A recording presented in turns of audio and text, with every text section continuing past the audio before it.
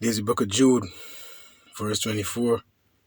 Now unto him that is able to keep you from falling and to present you faultless before the presence of his glory with exceeding joy, to the only wise power, our Saviour, be glory and majesty, dominion and power, both now and ever. So be it. Giving all praises, honor, and glory to the Heavenly Father and his only begotten Son, Yahweh, Bahasham, Yahweh Shai, Bahasham, Rakha Kwadash,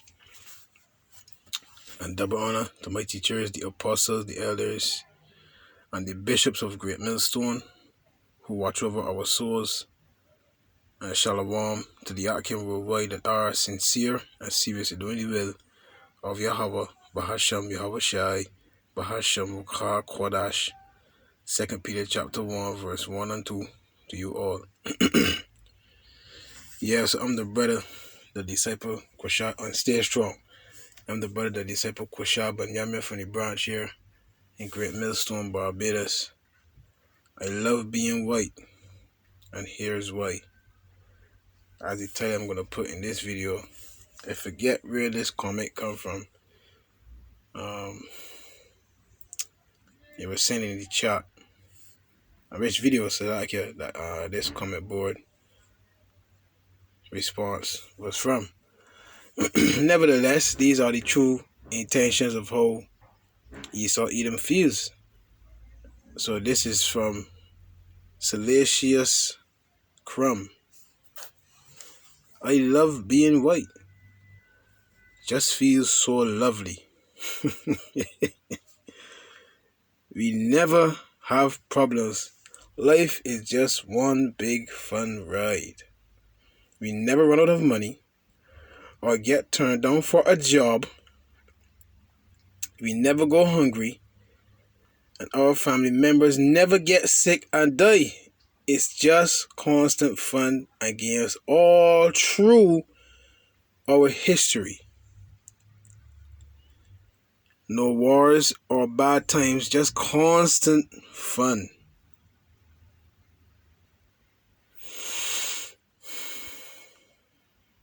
Now I'm going to sleep.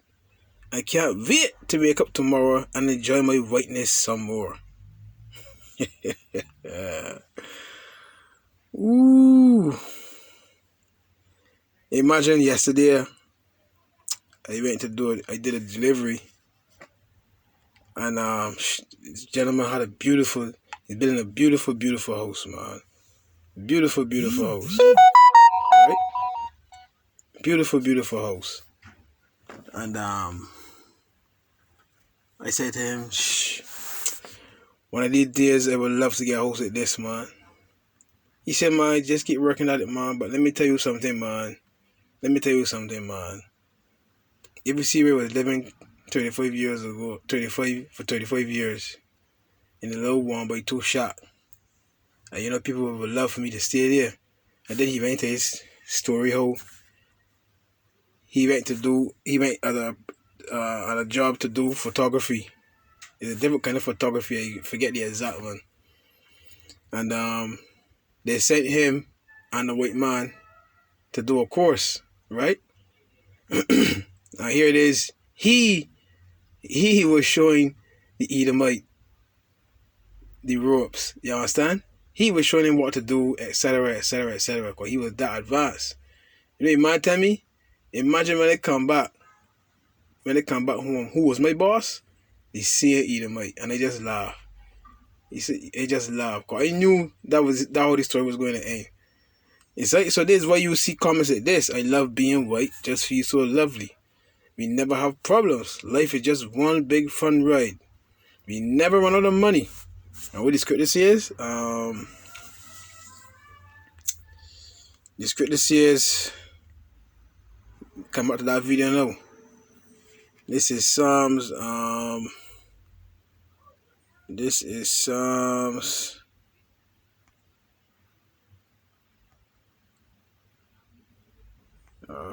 is it, brother? It's still out here, man.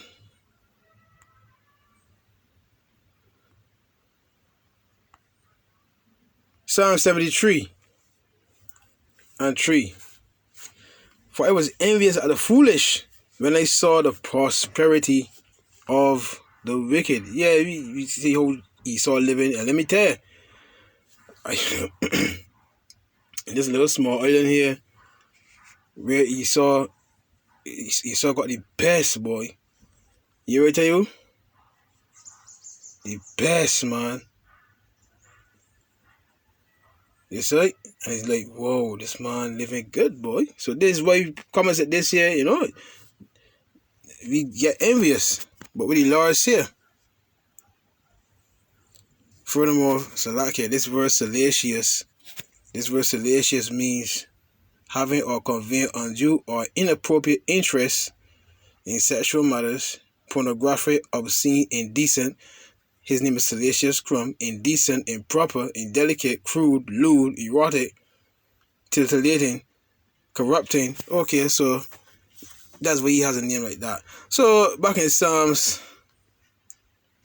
73 and 4 and 3, for I was envious at the foolish when I saw the prosperity of the wicked.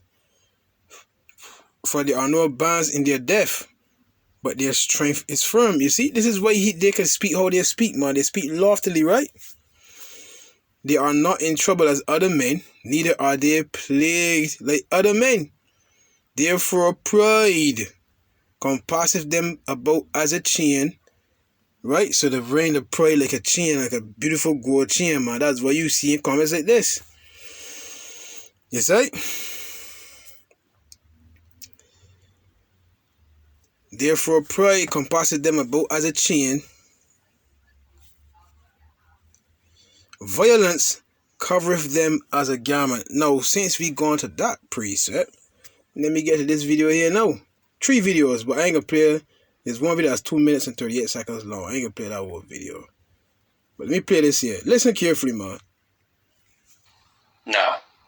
You are holding black people to a higher standard. The slave trade itself generated white America $4 billion by 1860. That would be $42 trillion today. That's just the slave trade itself, not even what the slaves were producing. Those enslaved families missed out on the equivalence of $20.3 trillion in wages. Even though when the slaves were freed, they were never actually given the 40 acres and a mule that they were promised, white people through the Homestead Act were given 270 million acres of land. You think that's worth something today? Black people have always had to work twice as hard to get ahead. And every time that they did, white people came and burned it down. Have you heard of Tulsa? When a relative dies, you inherit not only their wealth, but you inherit their debt as well. Whether you choose to be blind to it or not, we have benefited from that exploitation. You want something for free. It's time to pay the debt back. Whoa. I ain't done.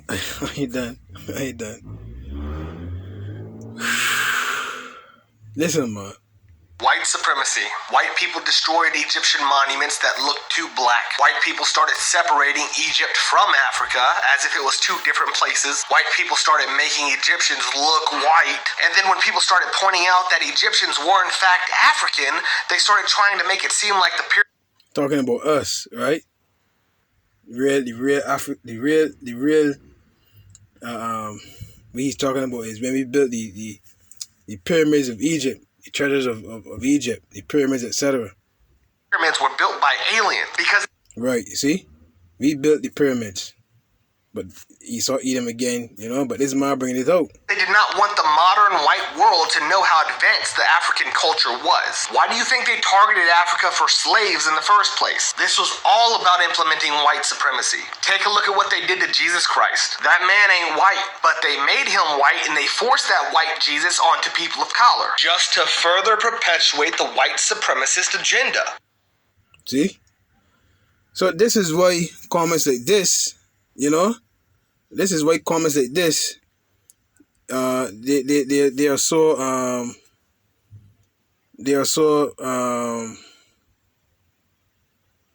boastful. Comments like that, comments like this. You see, this is why they're so boastful, man. Right? Therefore pride, Psalm 73 verse 8, therefore pride compasseth them about as a chain. That word pride. Strong's H 1346. Gava. Excellency, haughtiness, highness. Whoa. Pride, haughtiness. This is what Esau Edom is speaking the way he is, because throughout history, all they've done is nothing but rape, robbed, murder, and then they flaunt it as if, they're this great people. I got another video here. Watch this video here, man. No, I want you to listen to this carefully, huh? Just listen carefully. Edward Dwight joined the Air Force in 1953. He was a great test pilot, really great, like one of the very best kind of great. But there was just one problem. Edward Dwight was black, and it was the 1950s. Less than a decade later, John F. Kennedy had pledged to put human beings on the moon. And because he was a progressive sort of guy, and because he knew he'd need the black vote when he ran for re-election, Kennedy selected Edward Dwight as the first African-American astronaut trainee. There was just one problem. Edward Dwight was black, and it was the 1960s. Dwight's selection may have garnered internet... He was an Israelite. Black means void of light. Dark, wicked, evil. Right? We are not that. We are the children of light. You understand? But that's the negativity Esau put on us. Anyhow. National media attention. He appeared on the covers of Ebony and Jet. But his colleagues and commanding officers really didn't want him to be there. This was a job for Protestant white guys like them, and they made sure he knew it too. They told him to his face that they weren't allowed to fire him, but that they would do everything in their power to force him to quit. They sidelined him, refused to train him, and created a threatening work environment. The White House repeatedly stepped in, forcing their hand, which just made them detest Dwight's presence all the more. On a Friday in 1963, President Kennedy was assassinated. When Captain Edward Dwight reported for work on Monday, he found he had new orders to be a liaison officer to a test pilot school in Germany. A test pilot school that didn't even exist.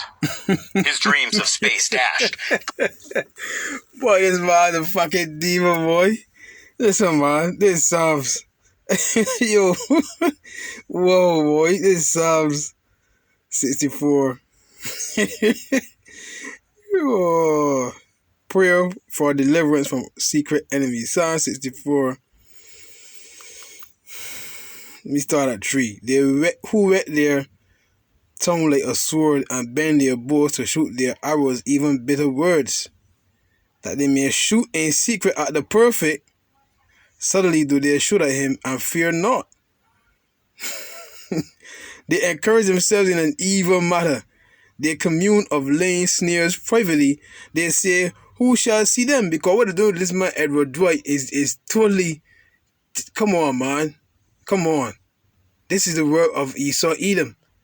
You understand? They search out iniquities. They accomplish a diligent search. Both the inward thought of every one of them and the heart is deep. They're always looking to destroy. You understand? Manipulate. But there's the point, verse 8. So they shall make their own tongue to fall upon themselves. All that see them shall flee away. So what happening now? Lower level Edom is bringing out the truth of the things you had hidden in history, man. White held out for a couple more years, but eventually resigned from the Air Force. He worked a number of jobs after that, engineer, real estate, computers at IBM, before he decided to go back to school and get a Master's of Fine Arts in sculpture. Today, Edward Dwight, 88, has created more than 100 public art sculptures featuring African heritage. Featuring Israelite heritage. Slavery in America. See? The Black Frontier in the American West. Well. Jazz greats like Dizzy Gillespie, Louis Armstrong, Charlie Parker, Miles Davis, Benny Goodman, and Duke Ellington, as well as the African American experience. While many of the smaller pieces rest in the Smithsonian, Dwight has also created massive monuments, many of which grace state capitals and government land across the country. You can't do And while no one can say that Edward Dwight didn't make something you can't do nothing with Jacob, man. You can't do that. What the scripture says in the more they afflicted them, what's that precept, boy? The more they afflicted them, the more they multiplied and grew. That Exodus, man. That Exodus, the more they afflicted them, come out to Psalm 73.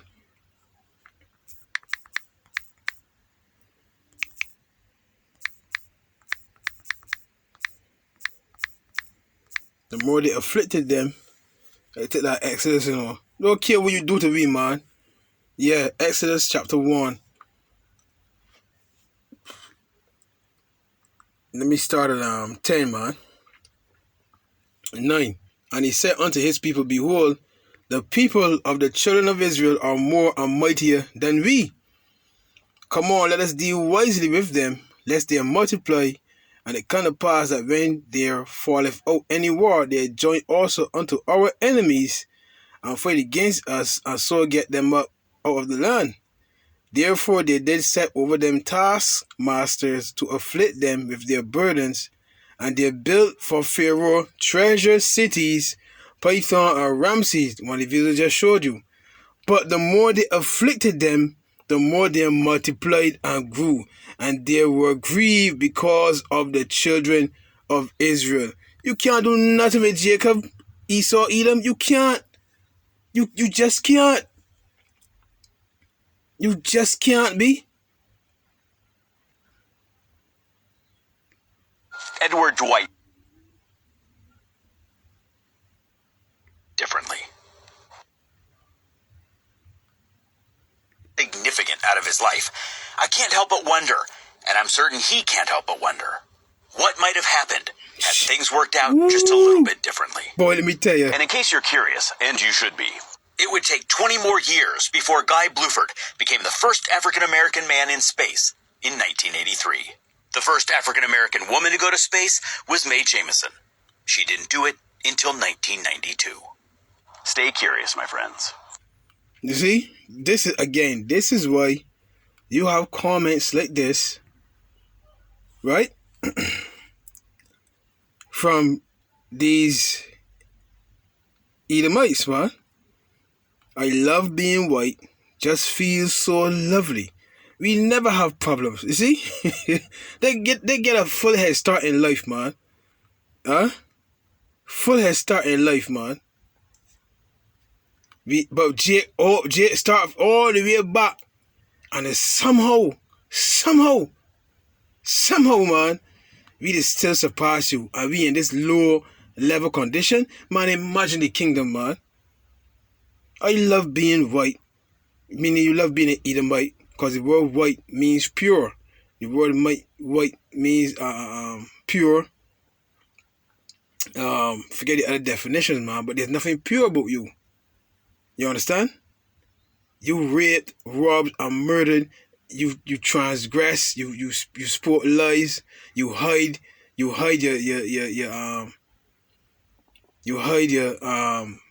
hiding your dark history, the things you did. Woe to the bloody city. It's all full of lies and robbery. All full of lies, man. Right? We never have problems. It's just one big fun ride. We never run out of money or get turned down for a job. Well, soon, that can end. Yeah? Soon that can end, because where's that video, man? Ross, yeah, you never run out of money. Yeah? Go to know you rich men, weep and howl for your miseries that shall come upon you. Fucking dollars! $98 fucking dollars to fill up the tank today. $98 fucking dollars! $98 fucking dollars! I have to decide between buying gas or buying food! And guess who wins? Because I have to get to the job that I need to fucking buy anything at all! That doesn't pay me enough!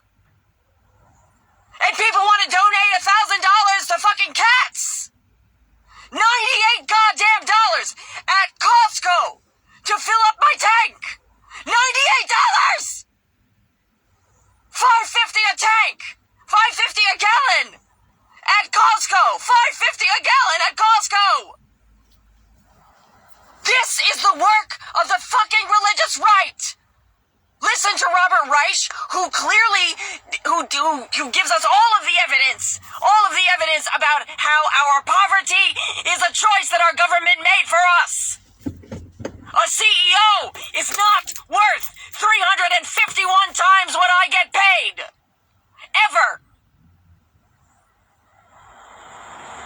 Fuck you, religious right, who are doing this and have been doing this to us. Fuck you, profiteering companies. Fuck you, billionaires, stealing us. She cursing out she own people. She's cursing out her own people. When she said the billionaires, the religious right, she talking about the elites, man. And that's beautiful. He that liveth to see the fall of his enemy. So the comment you saw there, you love being white, blah, blah, blah, and never run out of money. It's scripture said different, boy. I will visit thine iniquity, O daughter of Edom. He's going to bring you so low. But you see that verse I read in Exodus 1? When it said the children of Israel were more mighty.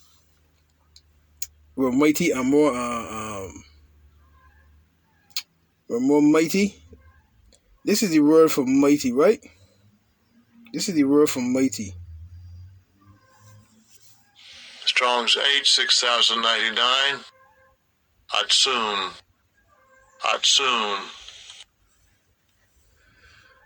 And again, straight to the point, in the interest of time, going short now. In the Hebrew Chaldee lexicon, it says strong, robust, powerful. Going back to the Edward Dwight. You understand? And I mean Jake in a hole, man. Jake in a hole. You can't stop us. You understand? Heroes. Oh shit, man. So I mean, let me finish playing this little hard-dead woman here. Get she right off. Maybe you go about the Psalm 73, then we can shot. Taking our backs, stealing from us, profiteering off of us.